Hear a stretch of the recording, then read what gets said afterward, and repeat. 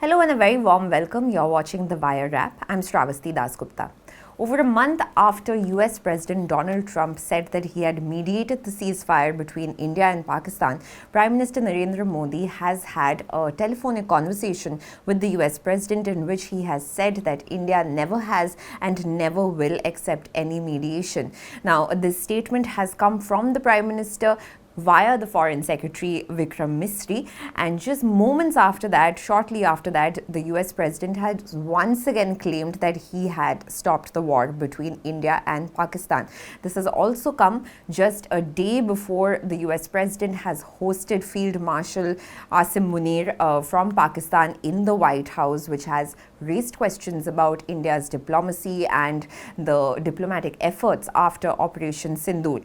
Meanwhile, as tensions have escalated between Iran and Israel, India has dissociated itself from a statement condemning Israel's actions by the SCO, and this has taken place even as the US's role in the Iran-Israel conflict remains under question, even as Donald Trump says that he's going to take a decision on what the US is going to do in the next 2 weeks. So what does all this mean for India and the world? To discuss all this, I'm being joined by Ghazala Wahab. She's a senior journalist, editor at Force magazine, and also an author. And I'm also being joined by Ambassador Meera Shankar. She has served as India's ambassador to the US between 2009 to 2011. Thank you so much for joining us on The Wire. Let's get started with the fact that, just to give our viewers a little bit of a sense of what has happened between India and Modi and Trump. Now, Modi was at the G7 summit where Trump was also present, but Trump had to leave because of tensions escalating between Iran and Israel. And then a telephonic conversation took place between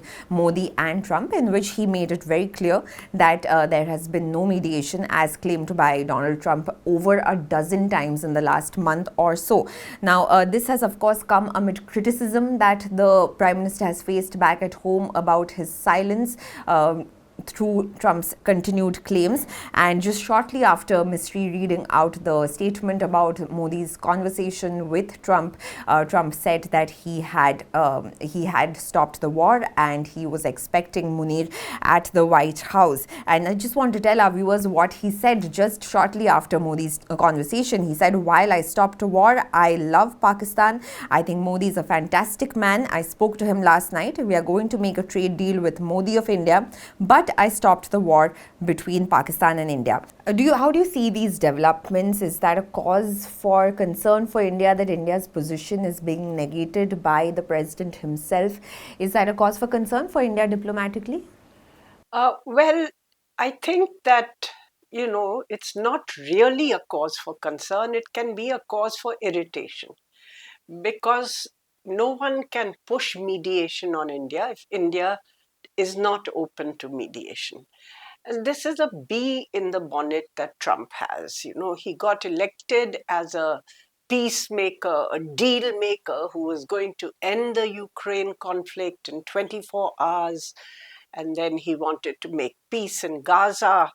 And both those conflicts are still spiraling, and the US has not been really able to make a dent in the situation. So these are easy pickings for Trump to claim. But if you look at India's state, the strikes that India undertook, they were limited to terrorist bases and infrastructure in the initial phase.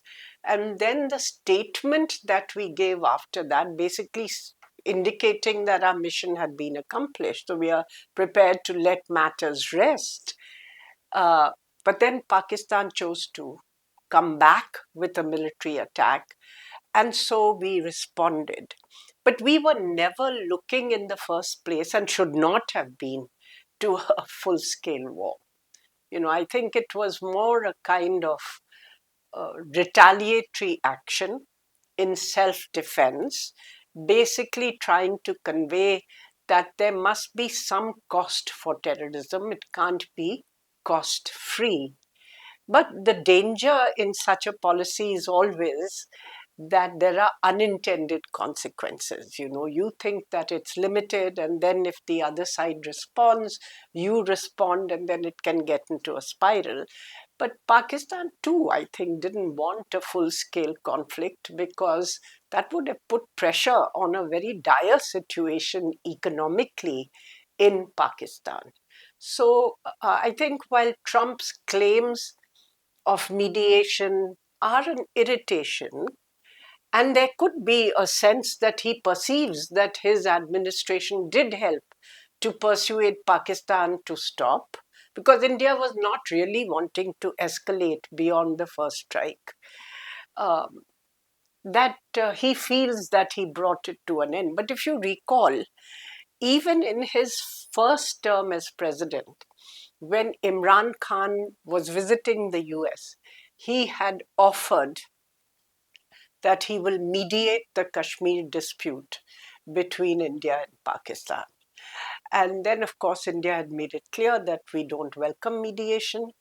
And then the State Department in the US had walked back that statement, saying it is not the US policy to offer mediation unless both sides want it. So, quite clearly, if India doesn't want mediation, it's not likely to go anywhere right now. So, it's an irritation, and yes, it shows that whatever we have conveyed has really not made a dent in Trump's perception that he did help to bring the conflict to an end. So I just want to take off from what Ambassador is saying. So we know that the conversation between Modi and Trump took place on the sidelines of the G7 summit. But interestingly, Foreign Secretary Vikram Misri's readout of that conversation was in Hindi, and an English translation was later made available. So would you say that there is a sense that the address by the Foreign Secretary was to a domestic audience where questions are being raised to the Prime Minister about the veracity of Donald Trump's claims, even as the government claims at home that there has been no mediation? I have no doubts about that. See, this the very fact that the Prime Minister should bring this up with President Trump and tell him that, look, we stopped the war on our own, you did not stop the war for us. This is a silly statement to make, especially when you don't know how Trump is going to respond to it. And then when he responded to it later in the day and said, no, I stopped the war. So we had further egg on our face. If we had not done this, or whatever conversation the Prime Minister had with President Trump, I'm sure they must have spoken about other issues instead of just talking about this, that, oh, look, you did not stop the war.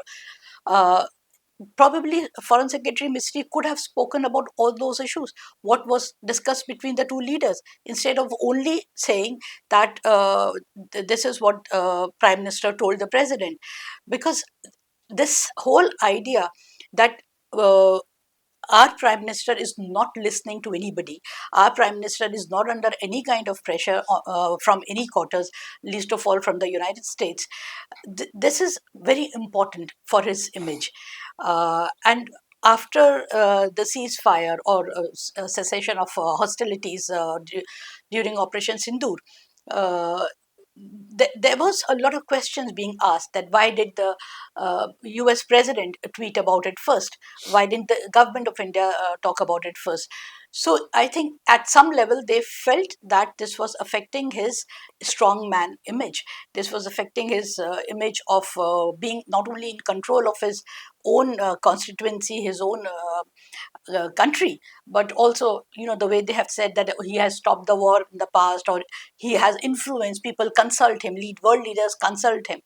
So all of this was having an impact on the government, and they wanted to further you know push this agenda or push this image, that he was able to tell the US president that, look, you stay out, you had no role to play. So, but that also has backfired. So I think it was very silly of them to do that. It was not required at all. But also the fact that it was the readout was made by the Foreign Secretary, we don't have any official readout of that call yet. So we are, in a sense, reliant on what the Foreign Secretary has said. But the fact that this call takes place on the eve of Trump hosting Asim Munir. And the last time, I may be wrong, but please do correct me if I am, the last time a Pakistani army chief was at the White House was in 2019 when Imran Khan had taken along General Qamar Javed Bajwa. And that was along with the Prime Minister. It was not on his own. So the fact that this time Munir has met Trump at the White House without any civilian Pakistani government official being present, does that break diplomatic precedent, and what does it mean for India?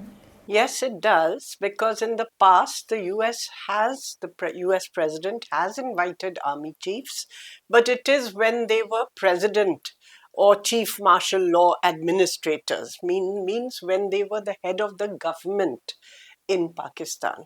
Right now, there is a civilian government, there's a prime minister, there's a president, and he's invited Asim Munir. But one point I want to make is that we have been a little flat-footed because it's not a good idea to try to show up Trump in public, whereas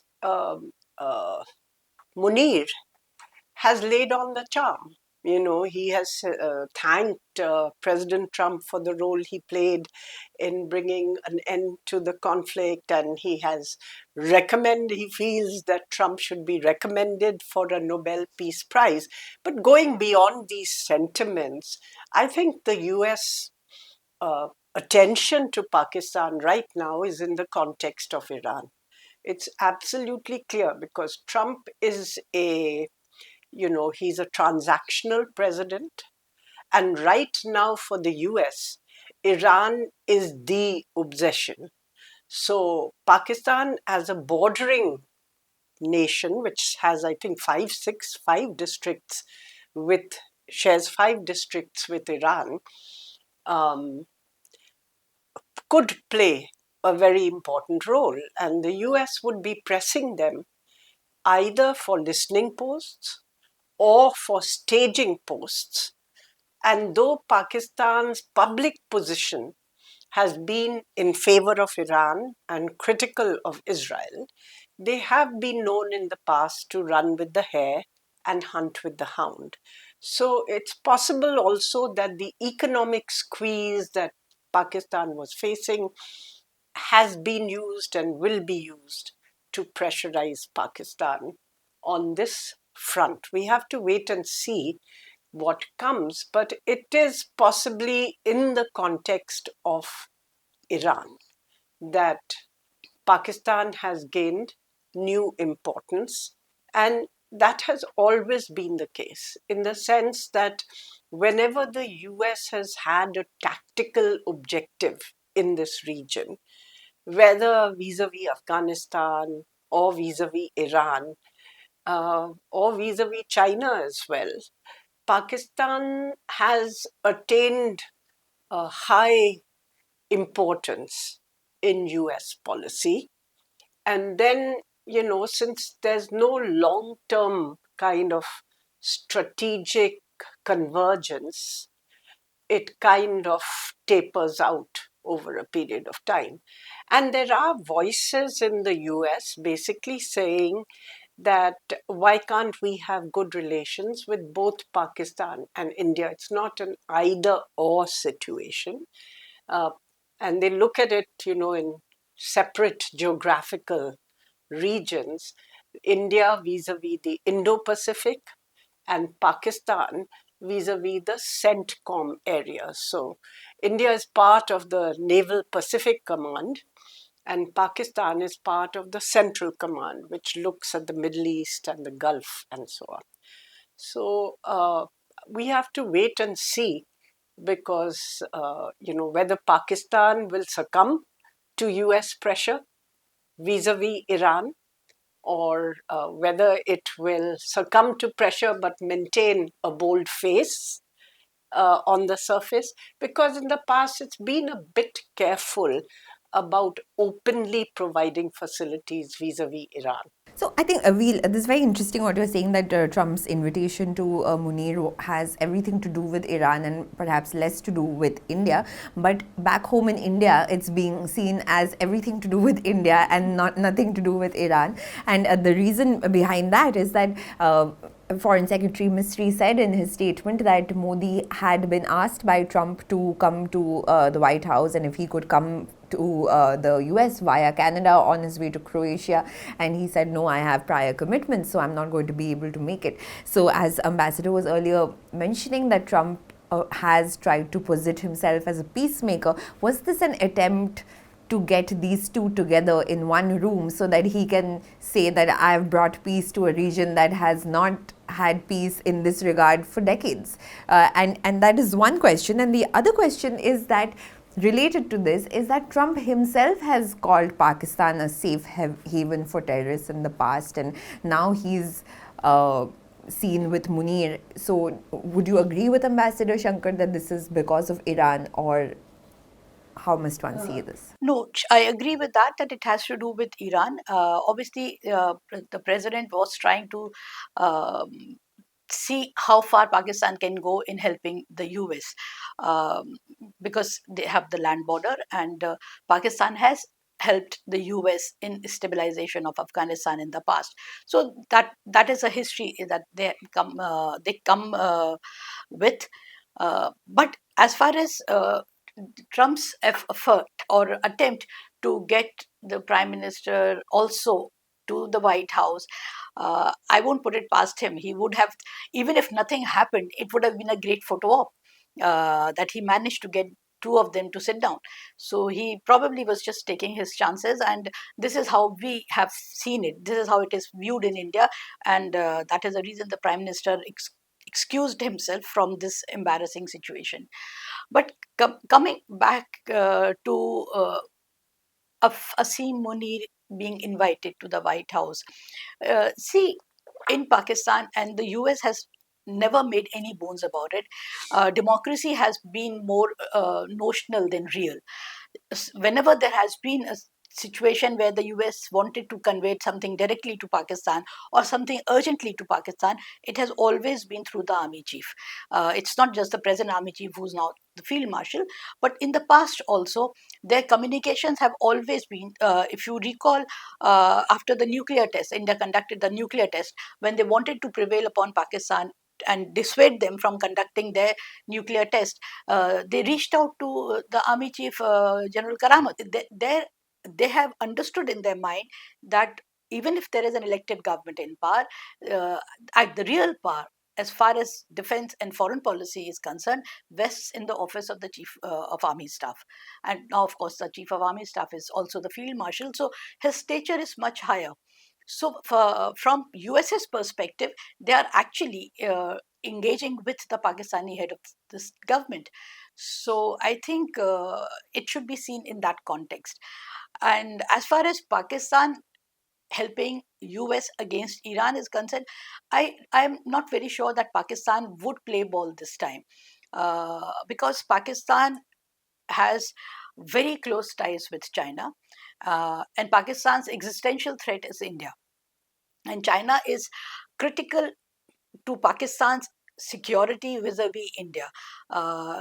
Everybody knows, it's no secret that China had helped Pakistan immensely during Operation Sindoor, not just through weapons, but even through sharing of information, sharing of intelligence about Indian positions, Indian platforms, everything, all satellite imagery. Pakistan had access to it in real time. That was courtesy China. So it will not do anything which will jeopardize this relationship, especially now when China is openly supporting Iran. And Pakistan, it is a member of SCO, of which Iran is also a member, and it is also hopeful that it may be admitted into BRICS. So I don't think Pakistan will jeopardize any of this, only to humor the US at the moment, or only because US is putting some kind of a squeeze, because this sort of a squeeze it can tolerate. It did in the past also. If you remember the famous statement by the Pakistan army chief in the past, saying that we'll eat grass, but we will not compromise on our national security. When they said F-16 or no F-16, we will not compromise with the national security. So they have told off the US in the past. They may not tell the US off so openly now, because they've just got the fund loan from IMF, and they've got funding from World Bank. but they will probably find a way around this request by the US vis-a-vis Iran. My sense is that they may not agree to staging posts, that is, to the US using Pakistani bases to launch attacks. Whether they will agree to listening posts is a question.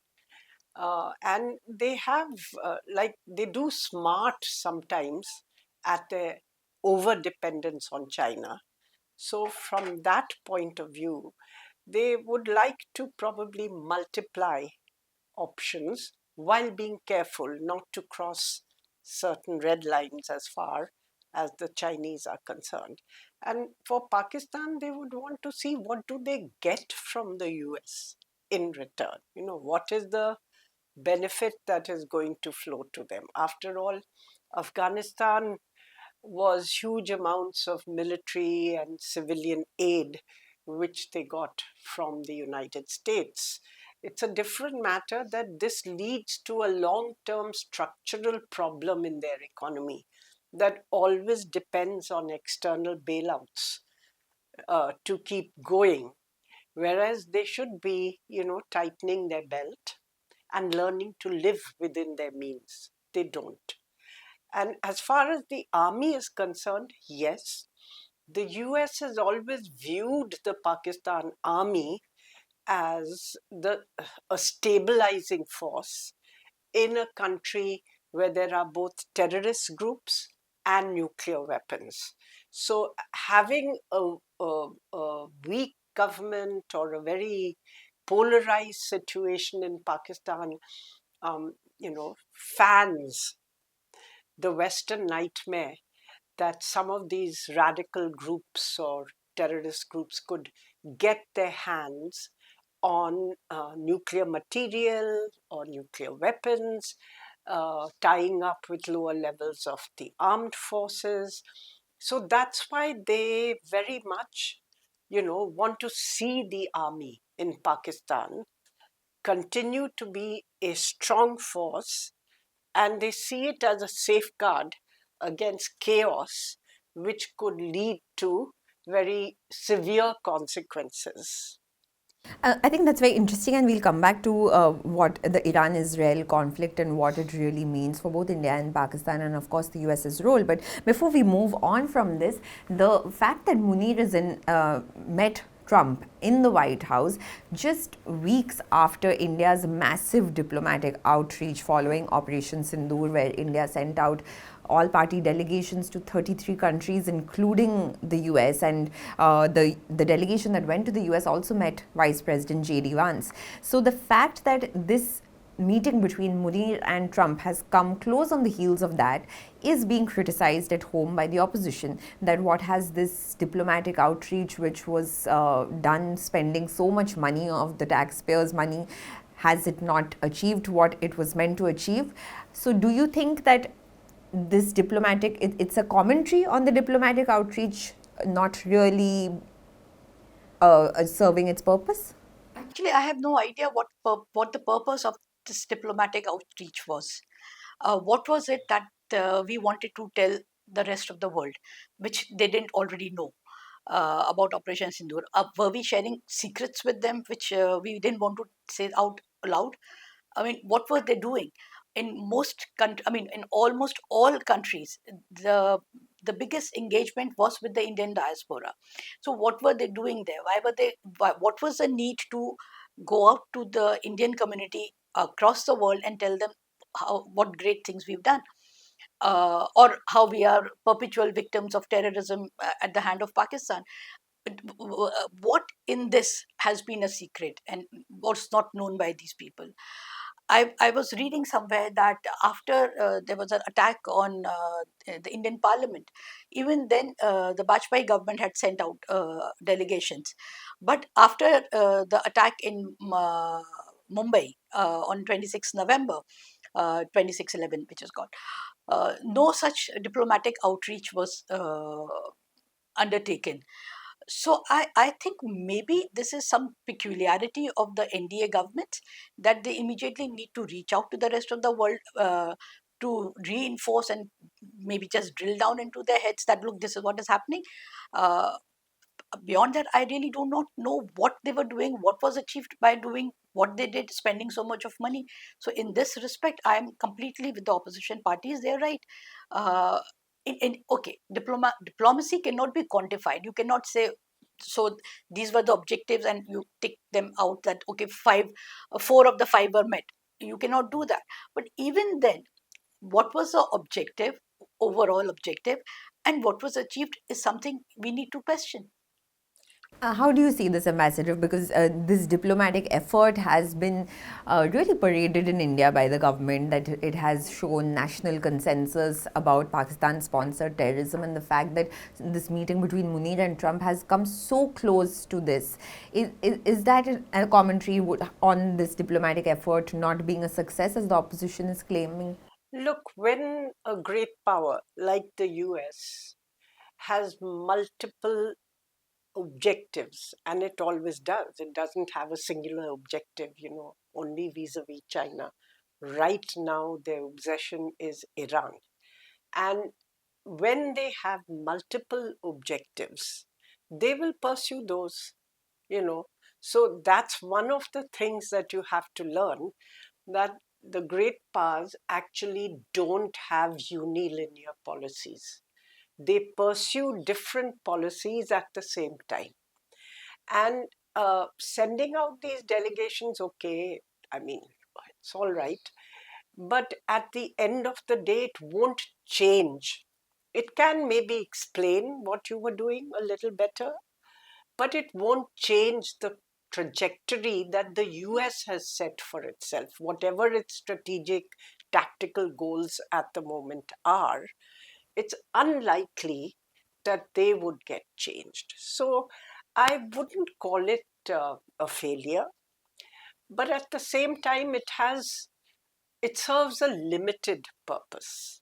Again, I think it was more with a view to creating domestic consensus than influencing policies abroad, except where countries, who will be in the UN as part of the Security Council, or you go there and they don't have very, clear views on the issue, then you can make a difference at the margin.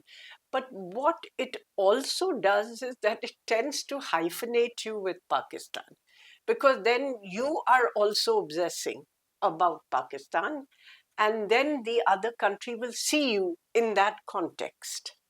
I remember when I was ambassador, I would avoid answering questions on Pakistan and India-Pakistan. I would say, well, we wish Pakistan well. They have a lot of problems of their own, and I hope they can come to grips with them. We certainly don't want to take on more headaches. And that was that. So that, we are not really at a level where we are just talking India-Pakistan, just to override it. So this, of course, there's a lot of questions now being raised about whether this has achieved its goals, and as you were just pointing out, but the fact is that there has been the fact that the conflict in Iran and Israel is still raging and there is no end in sight yet, has only complicated this matter further, and there is no straight answer, as you were just saying. There are various levels to this. So just to tell our viewers that the ongoing strikes between Iran and Israel has been going on, and there's been no let up between the two countries since June 13. That's 1 week ago. We have seen that there have been attacks on Tel Aviv as well as Tehran, and just remember that the strikes took place after Israel claimed that Tehran was closer than ever to obtaining a nuclear weapon, and given its opposition to Israel's existence, it was compelled to launch a preemptive attack. Now, these strikes last Friday struck the country's top nuclear negotiator Ali Shamkhani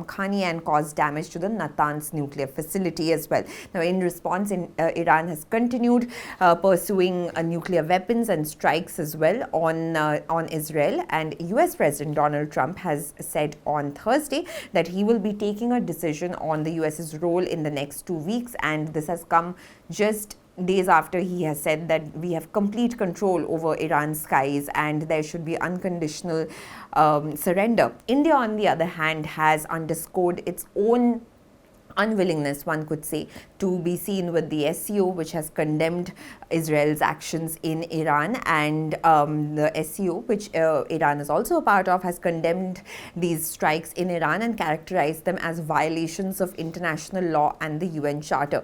But so I want to come to India's position first. The fact that the SCO statement did not indicate that there was any member that dissociated itself, but India came out with a separate statement of its own. So why do you think India has chosen to distance itself from this statement? Does it have everything to do with the China factor, in your opinion? See, I think India has been trying to mark its time both in the SCO and BRICS. India has, in the last at least 2 years or so, has been an outlier in both these places, and I think even other members of SCO and BRICS are aware of the fact that India is not wholeheartedly part of these groups any longer. In SCO, Pakistan is one of the members, so India has a problem with that. China is a founding member, so India has a problem with that. In BRICS, again, it is being steered by China and Russia. So India has a problem with China, but more than all of this, more than the China factor or the Pakistan factor, India wants to be extremely close to the US, which is why it joined the Quad. Now, Trump, when he came in office and when he was talking to the press, he has openly lambasted BRICS, and he said it's a group of, he has called it names, and he wants to dismantle BRICS and all that. So, from India's position, it cannot be riding multiple boats. So, if it wants to be in Quad and if it wants to be completely committed to its closeness or friendship with the US, it has to distance itself from SCO and from BRICS. It is the only country in BRICS which has said no, it will continue trading in the US dollar when the others are trying to displace the US dollar and trade in local currencies. But all of this apart, at the present moment, India cannot issue any statement which is seen as hostile to Israel. Uh, Apart from the fact that Israel is India's uh, one of the biggest defense trading partner, um, there is another factor which is it is Israel which gives the present government its muscles, its ability to flex its muscles in the region and as well as domestically. Israel is a country which supplies or has supplied this government with listening devices. It has supplied us with all kinds of drone technologies, things which we can take credit for.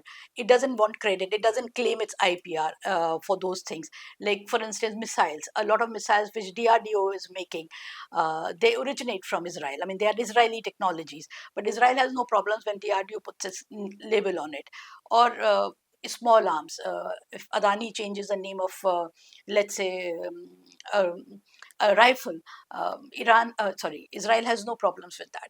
So all of this kind of a clandestine sort of a trade which is going on between the two countries, we cannot at any cost alienate ourselves from Israel. So we have to, which is why we are amongst in the global south. We are probably just amongst a handful of countries which have consistently abstained on resolution, not just during Iran and Israel conflict, but earlier during the Gaza conflict also. So our compulsion is that we have to be extremely close to the US and by proxy with Israel. So that explains the extra effort that we went out and said, no, we do not agree with the SCO statement. But India also has very strategic interests in Iran, as far as the Jawar port is concerned, and India has never really taken an antagonistic position to Iran in the past. So how do you see India's role really playing out, as it cannot, as Ghazala is saying, cannot really irritate Israel in any way because of these reasons. Where does India stand with Iran, in your opinion? India has called for de-escalation. They have said they called on both Iran and Israel to de-escalate the situation, because there are consequences for India if the conflict continues. There could be a rupture in oil supplies if Iran blocks the Strait of Hormuz. The price of oil could go up, insurance premiums could go up.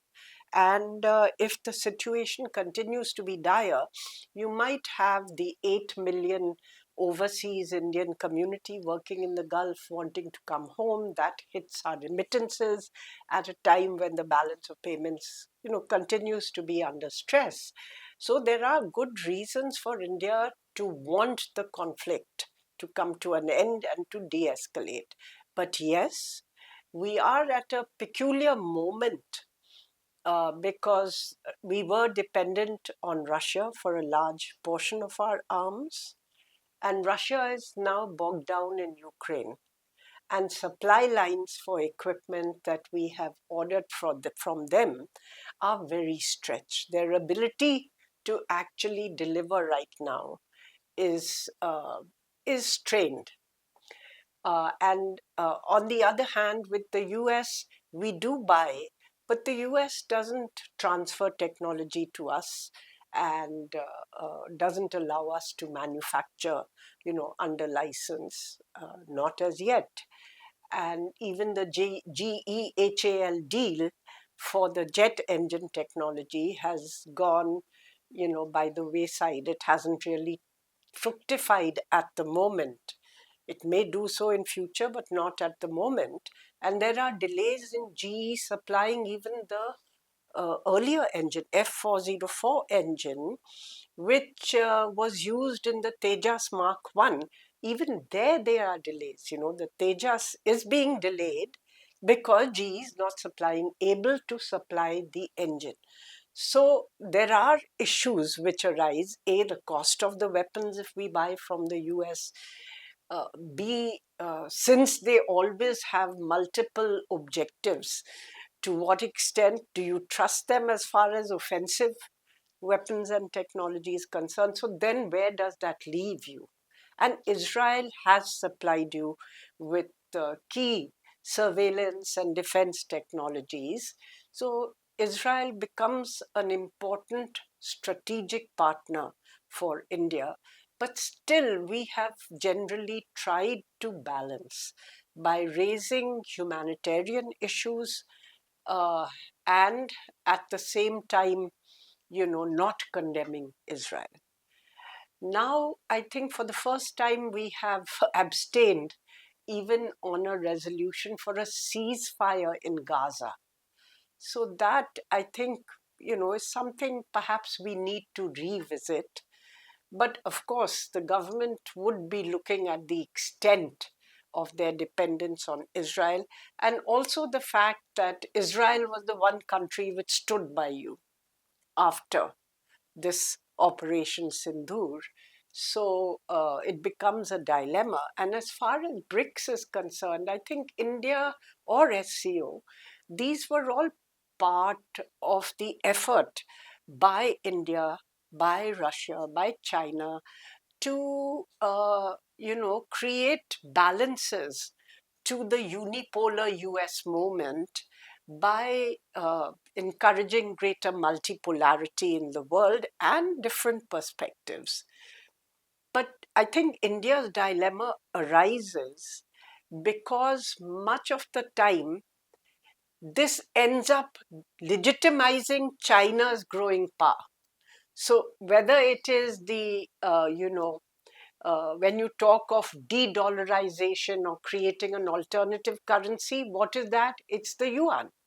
The Russians want to sell you oil in the yuan, and we didn't accept it. Similarly, if we really take the yuan then we're really stepping up China's rise as a great power. So this is the dilemma, that you want multipolarity, but in the process of doing so, you should not end up, strengthening and legitimizing the hands of a country which still sees you as strategic competition. Also, interestingly, I want to ask you the fact that India is, because of all these reasons that both of you are stating, is that how India cannot afford to really criticize Israel. But we have seen that Prime Minister Modi, whenever he goes abroad and saying that India is the land of Buddha and Mahatma Gandhi and non-violence, and these delegations also that went abroad in trying to press the fact that Pakistan is a base of terrorism, India is the land of non-violence. But when India does not act on resolutions such as those calling for a ceasefire in Gaza, or even condemning Israel's actions in Iran, does that put India's position again in a bit of a spot, because you are saying something when you're going abroad, but then your actions are not really keeping up with what you're saying? This has been the consistent position of the present government of India. What they say abroad when they go and bow down to the statue of Mahatma Gandhi, but in India, their position is different. So, this dichotomy has been the hallmark of the present government, the India government, the Modi government. Now, the other thing which I wanted to put on the table is uh, one of the reasons which I did not mention earlier for our convergence with Israel, uh, the present government's convergence with Israel, is also driven by our common or mutual Islamophobia. See, Israel has managed very successfully to divert the global and the Western, or the Christian West's anti Semitic sentiment into Islamophobia, which is why Netanyahu, when he attacked Gaza, he told the West that we are doing your dirty work. So basically, this is what ideally you wanted to do. You wanted to kill the Muslims here. I am doing it for you. So you help me. So that was the message. So Israel has been the Christian West's outpost here. Now, this is no secret that the Christian right wing has had a huge history of Islamophobia, which goes back to the Crusades. And they have, uh, these governments have been in ascendance, or not government, but these parties have been in ascendance all over Europe and in the US also. Now, this MAGA actually, the base of MAGA, whether they're making America great again or not, the base is these extremist hardline right wing outfits, which actually now are talking about exclusivity. They don't, which is why there's a whole drive against immigrants, because they feel that they are better, they're superior, and they must retain their home base for themselves. So this, all of this is driven by intolerance for anything which is diverse or anything which is not like you. So here, in this respect, Israel has become a sort of an outpost in the region, which has been very critical from the religion point of view for the Christians as well. But these are the holy places. These are the holy. This is the holy land, not only for Israel but for the Christians as well, and Muslims, of course. So for India's the RSS parties, RSS and RSS's affiliated parties. So many books have been written on this. How they have their fascination for fascism has been inexplicable. The early RSS leaders were engaging with fascist leaders both in Italy and as well as in Germany. So very strangely, uh, at that point, while they were supporting fascism against the Jews, now they find that all of that has kind of converged and translated into Islamophobia, because it, in a very diabolical way, that sentiment, it's has come into us as well, amongst the Hindu right wing. So our affinity or our natural closeness with Israel also comes from that, which is why you see on social media or everywhere, the people associated with the ruling party, people associated with the RSS, the kind of uh, canards they're spreading about the Gazans or children who are being killed in Gaza. I mean, the language that they're using, the fake handles which are the Israeli fake handles are being run from India. So this convergence is unprecedented, and it goes beyond defense trade. It goes beyond our strategic ties. It's a meeting of mind. It's a meeting of, or a convergence of ideology. Yeah, perhaps the kind of support that Israel has received from Indian social media is less than anywhere else in the world in terms of the kind of vile things that we have read about Palestinians and Gazans. When you see, we are a democracy. We are not even allowing democratic solidarity march in favor of Palestinians. In Bombay, we have arrested leaders who were taking out a march on the 30th of June. A lot of left leaders have been arrested who were going to organize this march. Uh, all over the West, you see people coming out in support of Palestinians. India is the only country where any kind of solidarity, even a meeting, is not allowed. And that's also interesting because even during the delegations that were sent to West Asia, for instance, Nishikant Dubey, BJP MP, who was part of these delegations, he told ANI, which was the only Indian press outlet that was allowed, that Israel is not listening to anybody. So what can we do about it? And also the fact that India has always supported a two-state solution, but all these developments kind of show that India is quite tacitly We have supporting. supplied missiles to them. Yeah. Our facilities are, one of the BrahMos facilities in Kerala has supplied uh, components to them. So, and during this war, so it goes beyond just saying that we are taking a neutral position. We are not. So, and also I want to come to the position of Donald Trump, which we were discussing a little bit earlier. Since there has been no let up in the tensions between the two countries, and now Donald Trump is, of course, the most powerful man in the world who holds the key to where this conflict can go. India's strategic interests are also important in that Iran, as you were mentioning earlier, shares a border with Pakistan. Tensions between India and Pakistan are at a high. So, how do you see Donald Trump handling this going forward? He says he's going to take a decision in 2 weeks, as if it's some release of a movie that's coming after 2 weeks. But his decision is coming after 2 weeks. Reality TV where you can spin the wheel of fortune and see where it ends, but or Russian roulette. But I think that Trump has supported Israel without conditions, actually. Biden supported Israel's action in Gaza, but also tried to push Israel on allowing humanitarian aid and on a ceasefire, in return for hostages. So a deal was done for the first return of hostages and a temporary ceasefire, and then that was to be followed by a second one. But Trump has, during his campaign, basically said Netanyahu should finish it. These were his words. And subsequently, he has talked of Gaza as a piece of real estate where they will build a Riviera, which will be, really something. So this actually plays into the Israeli long standing objective of a section of Israelis that Israel should stretch from the Jordan River to the Mediterranean. And that really is what you're seeing. You're seeing, ethnic cleansing or effort at ethnic cleansing in Gaza because the whole population is being punished.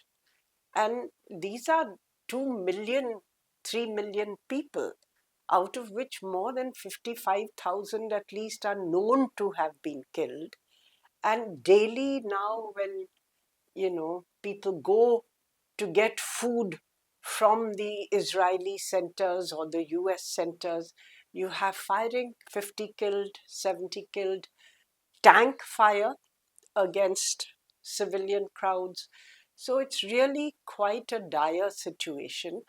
And in the past, at least, as I said, the US, while supportive of Israel, tried to balance by pushing humanitarian assistance to the Palestinians and also, you know, uh, pushing for a ceasefire. Now that has ceased completely. And Trump's policy is that somehow Israel should pacify this region so that they don't face problems in future. But you can't guarantee that, because there's a whole generation which will grow up with the memory of this bombing, this hatred. And they were looking to get Egypt and Jordan and Saudi Arabia to accept the Palestinians so that they could be relocated, which both Egypt, Jordan, and Saudi Arabia refused. Then they tried an African country also to see if they could be relocated, but I don't think it's gone anywhere. So, right now, they're really creating a humanitarian disaster so that people are compelled to leave. The Palestinians also want to stay there because they realize that at the time of the Nakba, when about 7 lakhs left their land, hoping to return, that return has never been possible, and the lands have been occupied by Israel. So this time they are also digging in and not showing willingness to just go out of the country, even though they are facing a really dire situation. And finally, I want to ask you that the fact that as I was asking the ambassador, the fact that this is coming, Iran and Israel's conflict comes on the back of a very serious India-Pakistan conflict, and that Iran is important to India, and that fact that Pakistan does not get close to Israel or Iran. So, is this a decisive moment, in your opinion, for Indian foreign policy and diplomacy to test how the 10, 11 years of the Modi government has been working, in the sense that how will India position itself correctly to be able to keep all of these parties happy while keeping Pakistan at bay? Uh, I think India's diplomacy or foreign policy in the last 11 years has has been completely removed from the emerging reality. It's been anchored to the past or what they imagined the world as a world to be. Uh, India has refused to accept the rise of China, which even the US acknowledges. I mean, the whole world is in a flux because China has emerged as not only the manufacturing center of the world, but also a very formidable economic and military power. So, we do not want to accept this, and which is why our entire foreign policy is premised on our good relations with the US and US led Western Hemisphere, the G7 or the G20, which is actually the G7 today is completely powerless. The economies are shrinking, they are lashed onto the US for support. If the war in Ukraine ends tomorrow in favor of Russia, which eventually it will, because Russia is unrelenting here. The NATO will finish. The entire Western Hemisphere would be completely then lashed on to even more to the US, and we are lashed on to them. We think that we need to be seen with them. We have completely abandoned our own neighborhood. We have abandoned the global south. We claim to be the leaders of global south, and though nobody in global south listens to us, and we also do not want to stand with them on issues which are important to them. For example, this current crisis in the middle in West Asia. So why would anybody take us seriously? The example of our failure of our foreign policy was in Operation Sindoor. Except for Israel, we had nobody who was standing with us unquestioningly. Russia had also taken a balanced position, and I don't think this has to do with Russia being engaged or stuck in Ukraine. It also has to do with the fact that we have been stepping back from our relationship with Russia. We have been scaling back our cooperation with Russia because of the fear of the US sanctions. US has given us a cutoff time that, okay, you can import stuff, defense equipment from Russia until this date and then no further. So we are very conscious that we want to move away from Russia and onto the Western Hemisphere. Uh, our relations with Russia uh, have been scaled down because of us. It's not that Russia is unable to supply weapons to us. Russia's defense supply lines have not been affected.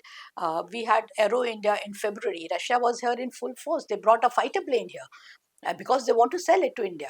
Uh, it is participating in all defense and aviation shows wherever it is allowed to participate, either Egypt or China, and it is it's assembly also used during operations in yes. So it is supplying its supply lines have not been affected by the war in Ukraine. uh, I'll just take you back a few decades, or actually a century. Second World War, the manner in which Russia was able to scale up its war production, scale up the production of tanks and the guns, no other country in the Allies power, they could match that, which is why that scale, which is why Russia was the first to reach Berlin before the US and the US and UK. So the thing is, when we talk about Russia as somebody which is stretched and is unable to supply weapons any longer, uh, it is not correct. It has been fighting in Ukraine with the entire might of the NATO, and NATO is US, and it has been doing it single-handedly with some help from China.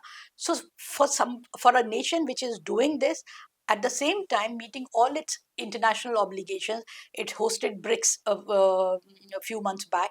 Uh, it hosted the Taliban leadership a few weeks back, or maybe a few days back, because it is engaged in what it thinks is important for its geopolitical stature. So it's not that it is completely bogged down. So I think our diplomacy or our foreign policy has been unmindful or has ignored all these realities which are emerging in our neighborhood. We are so fixated on the West and in the past of the West, that once upon a time this was a powerful segment or powerful part of the world, that we are still stuck there, that we need to be part of them, we need to be seen with them. uh, I don't think we'll be able to play our cards in the present Iran Israel conflict well. Uh, our relations with Iran have been on and off. Our investment, we delayed the investment in Chahabar for so many years that China got in the picture. So Iran is also a little wary of India and what India commits. There was a time when we were committing a series of pipelines, and we were talking of a network of pipelines from India to Europe and to Central Asia via Iran, Afghanistan. So many ideas were floating in the air. We did not see any of them through. So I don't think our neighborhood, forget South Asia, even the extended neighborhood sees us as a country with staying power, a country which can walk the talk. Um, One example is Act East. Uh, After all the fanfare of Act East, Look East was converted into Act East. What have we done? What have anything, any of these programs resulted in? Where is BIMSTEC? So basically, I think the Indian foreign policy has been our weakest point, or the weakest point of the government. All right, so I think we've run out of time, so we'll have to leave it at that on that note. Thank you so much to the both of you for joining us, and we'll keep a close eye on all these developments going forward, because the world is buzzing with various conflicts raging in different corners of the world, as we were just discussing, and where India stands is going to be important going forward. Thank you so much to both of you for joining us, and to the viewers for watching. I'll see you next week.